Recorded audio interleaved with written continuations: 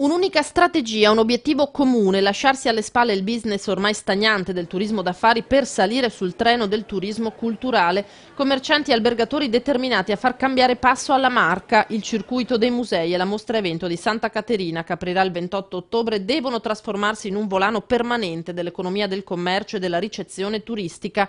Ognuno è chiamato a prendersi le proprie responsabilità, premette il presidente dell'Ascom Renato Salvadori, per garantire flessibilità alle imprese, 2 nuovi contratti di categoria che consentono di ampliare senza aggravi sia assunzioni di dipendenti stagionali che orari di lavoro. Noi abbiamo lavorato in una logica provinciale. Noi crediamo che ci sia la possibilità, grazie all'idea della città capoluogo, di portare delle iniziative importanti, che queste producano un risultato significativo per tutti se si trasferiscono sul territorio. Una città e un settore non possono rinascere da manifestazioni marginali. Investimenti delle categorie per incentivare gli arrivi attrezzando la città, mappe, sconti nei negozi, corsi per gli esercenti, 120.000 euro dal consorzio di promozione, 50.000 dall'Ascom. Ai comuni l'invito a reinvestire in incentivi la discussa tassa di soggiorno. Abbiamo una continua apertura di attività extraalberghiere, cioè piccole strutture, agriturismo, affittacamere, appartamenti, bed and breakfast.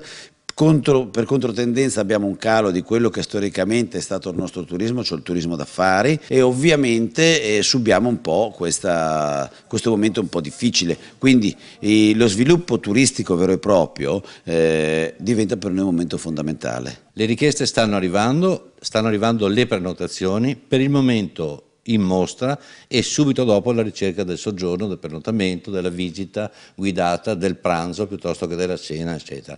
80.000 i biglietti già staccati, 250.000 il numero minimo di visitatori a cui si vuole arrivare, di cui il 20% dovrebbe fermarsi a pernottare. Una scommessa che non si può perdere, la posta sul tavolo è troppo alta.